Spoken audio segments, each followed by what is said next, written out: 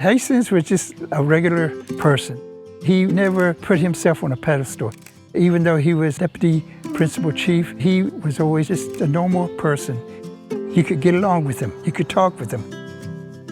He's the wedge and Holy Spirit. When he left this world, a part of me left with him. He was like a brother to me. The smoke that, Father, you created with the cedar.